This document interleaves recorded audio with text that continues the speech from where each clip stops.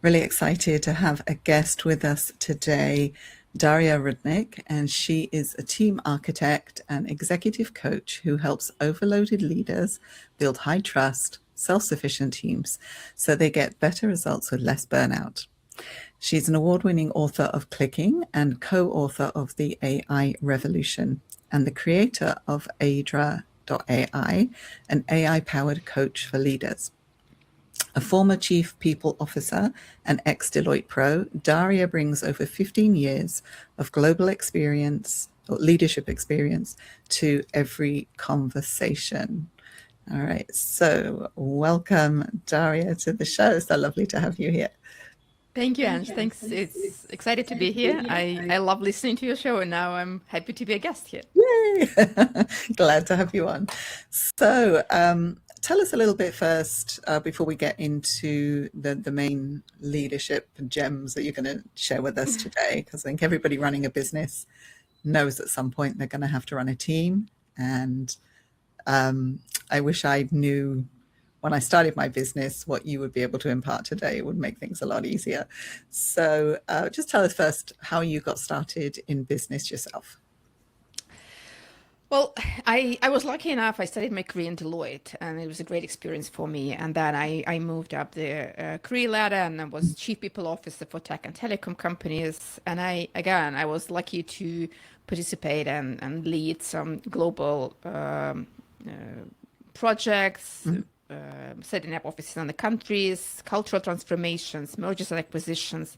And that gave me understanding of how important it is to have an amazing team, a strong team that is high trust, that is self-sufficient, that can make decisions on their own. They're not dependent on the leader, like going and asking for decisions every now and then. And I really saw how strong teams can survive crises, like the financial crisis 2008. I was working in a bank at that time. Yeah. And I also saw how like disengaged, dysfunctional teams can lead to disappearance of the company. Yes, very much so. And I think when people are disengaged as well, you hear this term silent quitting, where they don't say necessarily they're unhappy, they'll just eventually just leave, right? Yeah, okay. Or stay and do nothing. Yeah, that'd be worse. Okay, good point, good point. All right. So you had all this experience in corporate world, right? And then what made you decide to then set up your own business rather than stay in that, I would say, maybe comfortable position where you have a regular salary coming in, you know what's going to happen every month. And it's a completely different experience to set up your own business. So, I mean, I know you have a lot of, you had a lot of experience, a lot of talent, but was there any fear making that transition, or did it go to plan? How did that work Sure. out for you? It was super scary. Okay. To be honest, like I'll be really honest, I tried to do it several times. Okay. Several reasons I didn't do it earlier. Like one is that obviously, like having a paycheck is is a very safe choice. Yeah. But at some point when I was still in the middle of my career, and I got offered to be a chief people officer, I took it because I knew that it's, again, I can learn. There was something I can learn. There was something more I can learn. And obviously there was, like, I mean, you can learn all the time, but at some point I decided to focus on what I do best and what I love doing best. Because while being a chief people officer, there are lots of things. There's admin things, there are like comp and ban, there are lots of HR related stuff. That is not my strength. And what I can do best is helping leaders build amazing teams. Right. So when I moved 3.5 years ago, I moved from Moscow, Russia to Israel. I quit my corporate job and I thought, okay, I'm starting a new life in a new country and I'll start my business. So since then, I'm totally focusing on helping leaders build amazing teams. Right. So you didn't just start a business, you moved to a new country as well. Okay, amazing. Well, actually, I mean, that's good because that gives you a clean slate, right? You're completely starting from scratch again. So that was great. Were there any setbacks that you experienced as you were setting up? Was there anything that, like you mentioned that you tried several times, so that was before you moved to Israel, was it? Yes. Yeah. Yeah. Okay. And then what stopped you then from continuing on at those points? Why did you go back rather than Well, continue? at that time, I got it off. Like my former CEO called me and said, "Hey, do you want to join my company?" I said, "Okay, yes." Okay. So you got offers that were more Yeah, attractive. yeah, yeah, yeah. Yeah. Okay, so it's great. So, but then you did move to your own business, so that's proof that you can leave a salaried corporate job and actually start your own business and be quite successful at doing that. And the fears probably that you were, when you said it was scary, the fears that you were feeling were quite unjustified when you actually got into it.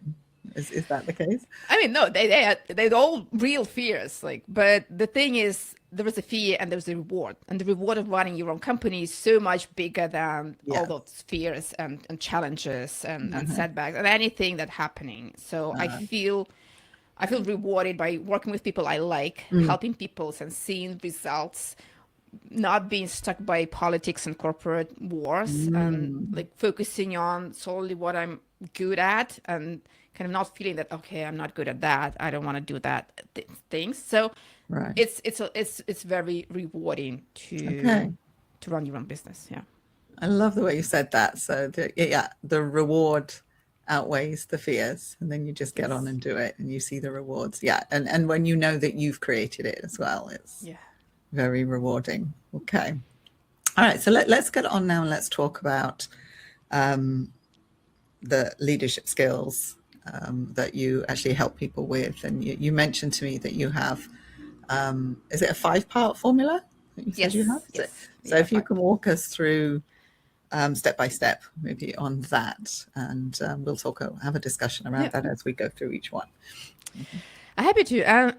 Like while working with teams and leaders, I noticed there were things that help the successful teams solve challenges and face multiple disruptions and like overcome them with success. So the formula that I have, and I help teams go through the formula and build become more self-sufficient is click. So how you make your team click with 5 steps. The first one is clear purpose. And again, like the word team is overused. We overuse it. We use it too much. Not every unit and organization is a team. If you have one manager, it doesn't make you a team. You Right. only are a team if you have a clear purpose and like something that you share together, something that you work towards together. And most teams don't have that. They just work together. They go through the day, they do their job, and have no idea how that contributes to the bigger team purpose and bigger organizational purpose. Right. So being clear on what is the purpose of your team is the first step. The second one is linking connections, how you connect to each other within your team, and also how you as a team are connected to your stakeholders, to other teams in the organization. Because I've seen situations when leaders were kind of trying to protect their teams from working with, like, from problems and from challenges and from being blamed for their mistakes. And that didn't help their teams. That isolated the teams. And those teams were losing engagement. They were losing motivation, and they were losing the sense of purpose because they were isolated from other teams in the organization. And once this was shifted, once the leader let team members go out and talk to the stakeholders and ask questions and get feedback, they became more engaged and they could produce more and be more productive in their work. So second one is linking connections, both between team members and with the broader organization. The third one is integrated work. And while the first two are pretty obvious, I'm sure many leaders know about them. The third one is, I rarely see that happens, is when team have their team norms or team rules of how they work together, how they operate together, what kind of meetings they want to have, how often do they want to have them, when do they go on video and when off video, how soon and they should reply to emails or messages. what questions they need to discuss via email, via messages, via Zoom, any other channel. So bringing clarity in how you work and how you operate, what's supported and what's not supported, what kind of behaviors do you want to see on the team. Being clear on that is such a relief for most team members. They don't feel anxious. Am I doing something wrong? So Yeah. that's a very critical thing, the integrated work. The fourth one is collaborative decisions, how you make decisions. Not all decisions need to be made by a leader. Some decisions can be made by a leader, some by individual contributors, and some are team joint decisions. You need to get together and collaboratively make some decisions. So that's the fourth one, collaborative decisions. And final, the fifth one is knowledge sharing and feedback, how you learn together, how you grow as a team, how you give feedback, how you collect feedback, and how you use this feedback for your team development. Okay. So clear purpose, linking connections, integrated work, collaborative decisions, and knowledge sharing will make your team click. Nice. Love it. Love it. So when I listen to this, I'm just immediately struck by most of this is communication, right? It's all about communicating with your employees, right? And making sure that they understand what their purpose is really in the organization and how they fit in and how important their role is. And you're right. I think it's something that isn't really discussed very much. But just for somebody to realize that what cog they are in the wheel kind of thing is important for them to understand that they are important. Yeah. And that gives them their motivation to actually contribute as well. And then setting expectations is the other thing that came out to me as well, is if you don't communicate what those expectations should be, everybody's working in the dark, right? And nobody has an idea. And as you say, it's so one of the things I came up with at one point when I was doing a course was they said that the number one thing that employees wanted in an organization was psychological safety. That was the number one thing, was they needed to feel safe in the environment they were working in. And I think your system goes a long way to helping them feel that, right? Because you need to know, when do I respond to emails, right? What are the rules in this game? And am I breaking any of them without knowing? It's really hard to work with, right? I have a story about that. Like kind of this room. So I was working with a team, I was coaching a team, and there was one younger employee, and she was freaking out when her boss called her on the phone. And the boss was kind of old school. He liked to call on the phone. It was easy for him. Like, he did care about the employees. It was an amazing team, and he did care, but he didn't know that she was freaking out. And when we had this conversation about team norms and team rules and like how they want to communicate with each other, well, she did mention that. And he was like, wow, I didn't know that. I had no idea that makes you feel that way. It's just easy for me to quickly like call you and discuss the issue. So what they agreed on, what they decided, is that he will text her before calling her so that she's prepared. She knows nothing's urgent. She didn't break any rules. It's not an emergency. He just wants to talk. And it made life easier for everyone. He could still call her. She felt okay about that. Very easy, very simple, and so much difference. Oh God, that's a good story. So that goes towards people's preferences and people's personality types, right? The different people act in different ways. They feel comfortable in different ways. I mean, I can relate to that story because I don't particularly enjoy speaking on the phone. Actually, I'd rather someone, I don't know if I'd say I'd rather someone message me, because even then messages can get misconstrued because they're so short, they're out of context. So that can be a challenge in itself as well. But I think for me, I like to see people face to face. So if it's a phone call, I don't, you're missing some of the cues, the communication cues, when you can't see people. So I can quite understand where she comes from. And I think being able to understand what people's preferences are in communication styles will actually help you to communicate better, for sure, right?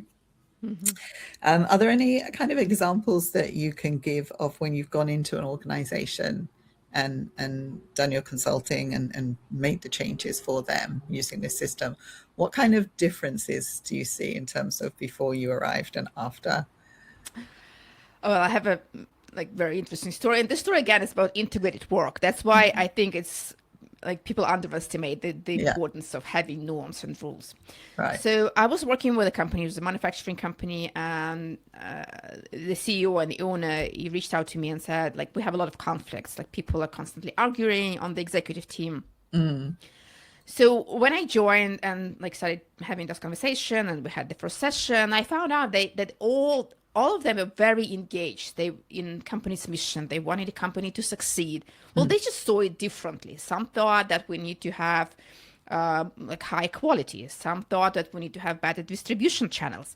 Some thought that we need to have better providers for like a better supply. So they all had different priorities that they thought would contribute to their bigger goal, and they couldn't agree on those. So what we did is like we did lots of things. We kind of formulated the bigger goal and how we want to reach that goal, what's important for that. But together with that, we created team norms. We had a list of keep it up behaviors and cut it out behaviors. Nice. So keep it up behaviors are behaviors that we want to see on our team, and we want to we encourage them. Something like when you see a problem, talk about it. Don't hide, don't hush it, and don't talk to some people without bringing it to the whole team. And if you see something is not working, okay, give feedback directly. Don't talk behind the back. Things like that. And they were cut it out behaviors that they didn't want to see on the team, like gossiping or conflicts without like overall discussion of the problem. So they had those two lists, and they were fine. I mean, they agreed on how they reached the goal. We worked for about 6 months. They were good to go. And about 4 months after that, after the engagement had finished, the CEO called me and said, hey, I want to share like how things are going on. Okay. He said, we're doing fine. Like the sales are good. We're all aligned. Interesting thing happened. The team decided that the chief sales officer need to go. She's not going to be part of the team any longer. They decided that on their own. They came back to the CEO and said, we don't think she's a right fit for the team. Why? Because she constantly violated the keep it up behaviors. She constantly showed some of the cut it out behaviors that they decided that are not they don't want to tolerate and see on their team. So they agreed on some norms, and she violated those norms. Right. And the team decided that she's not going to be on the team. She cannot stay on the team. And they reached out to the CEO and said, we didn't want her on the team. And she's gone. So that was a clear indicator for him that the team is self-sufficient. They can run business on their own. They don't need him for every decision. If they decided something together, they can execute on that without him being present in every decision. So that was a great result for me, for them, for the CEO. Nice. I like that. Have you ever encountered the opposite of that, where the teams might agree on things, but it's the CEO putting the stop to things? Has that ever happened? The thing is, CEO is part of the team. So when you talk about team norms, leader is one of the team members, and that's one very interesting thing is how leaders see themselves, like what team they belong to. Like let's say we have an executive team, and like chief marketing officer, CMO, CPO, CTO, all kind of C-suite executives. So when I ask them what's your team?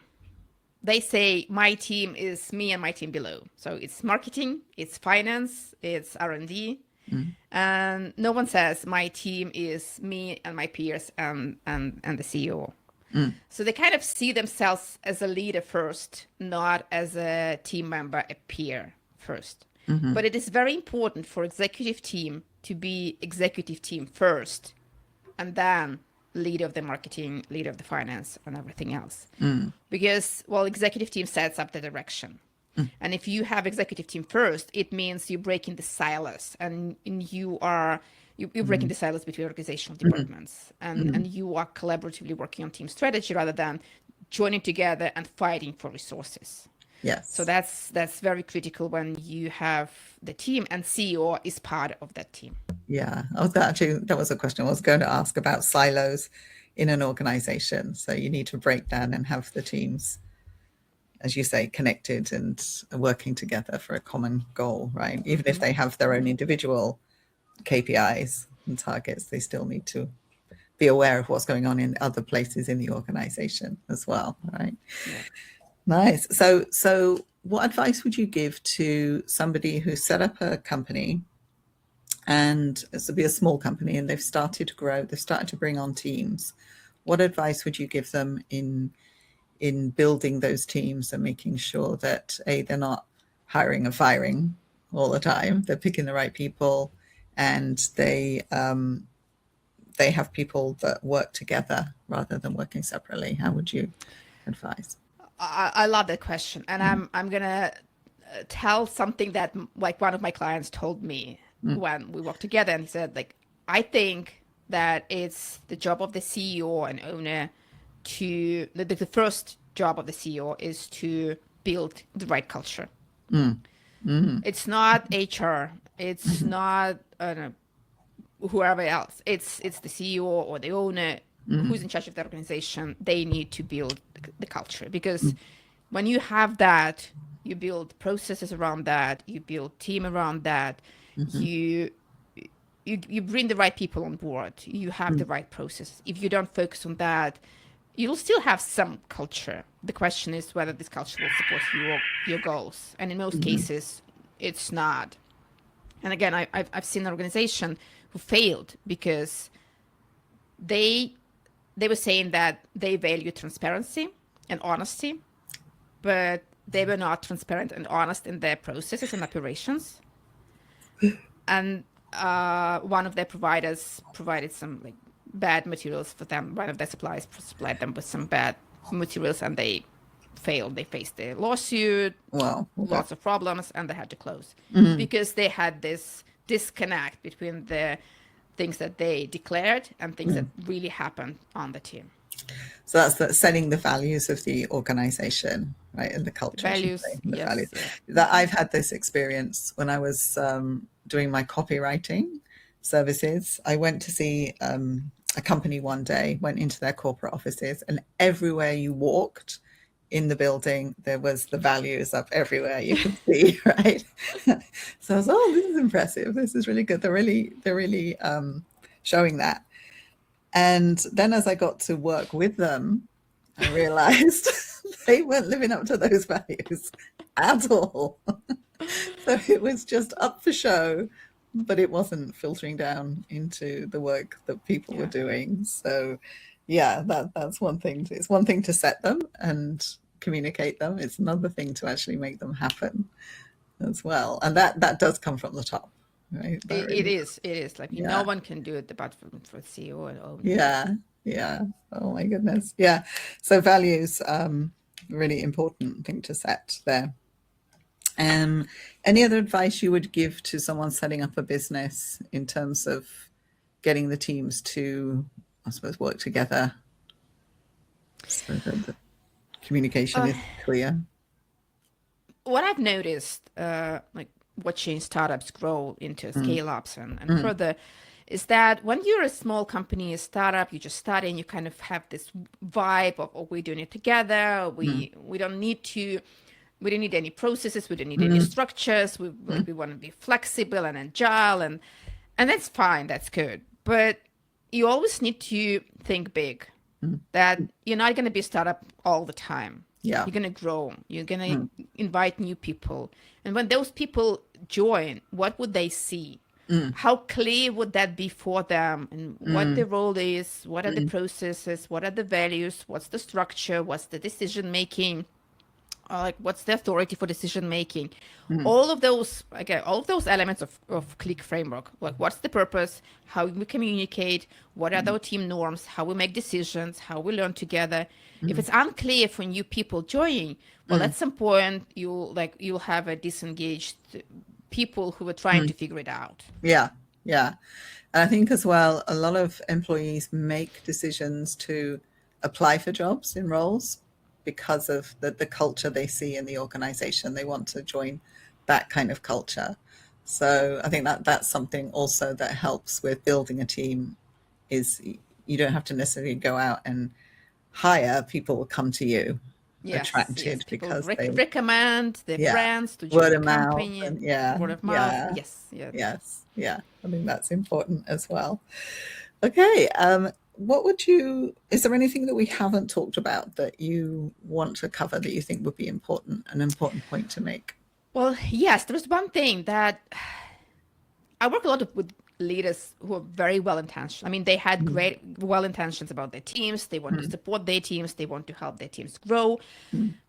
But the problem is that they're kind of trying to save their teams, doing things instead of them, filling Oh, the gaps, making decisions, mm, protecting them from problems and challenges. mm, And instead of having engaged and motivated teams, they burn out themselves and mm. they disengage their teams Yeah. because they're not empowered to make decisions. They are not taking responsibility for their mistakes. They're Mm. not communicating with stakeholders. So you're not protecting the teams. You are actually like making them more disengaged Yeah. and demotivating the teams. Yeah. So it's good for both. It's good for the leader. It's good for the team when you talk with your team and Mm. decide, okay, what decisions are we making together? What decisions belong to team leader? What decisions belong to individual contributors? How we want to work together? How we learn together? How we grow together? What's our purpose? How we communicate? Kind of giving more to the team because they can handle it. They Mm. can handle much more than one individual solo heroic leader can handle on their own. Yes. Yeah. And I think this is something as well, people when they're starting a business might struggle with, is delegation, right? Instead of, when you start a business, you might be used to wearing all the hats, right? And as you grow, you've got to let that go and other people handle it. And if you're not delegating, you just, as you say, you're just heading for burnout, right? You just want Yeah. to get all of that off your plate and trust your team to do it.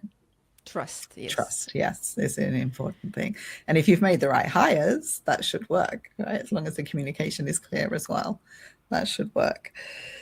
Yeah. So I understand as well that you've written a book. Yep. So you're clicking, right? You've got it there. Oh, that's nice. I love the color. Yeah. So I will put the link to where they can go and pick up the book under wherever you see this video, or if you're listening to the podcast, there'll be a link underneath. You can go into and do that. And then, Daria, where else can people contact you if they want to learn more? I'm very open to connections on LinkedIn, so you Mm, can send me a message, a connection request. We can continue the conversation there. mm. And obviously my website, dariarudnik.com, where you can find some templates that will Mm. help you, or workshop scenarios, Oh, nice. anything, like lots of things that will help you Yeah. develop your strong team. Fantastic. So I'll make sure those links are available below this. So Daria, thank you so much for being with us today. And I've just loved having you on as a guest. And I think the work you're doing is amazing, and people definitely need it. Businesses need this information so that they can continue to grow and survive, especially in turbulent times as well, like we're in Yes. today, right? Well, thank you so much, Ange, for having me. It's great having You're this welcome. conversation. I hope it You're was helpful for welcome. your listeners. Nice. Thank you. Thank you for listening to the show today. And if you've liked what you've heard, then do subscribe to the channel wherever you see it, wherever you're watching it. And if you're on YouTube, ring the bell so that you can get notified when we upload another episode so you don't miss the episodes as they come up.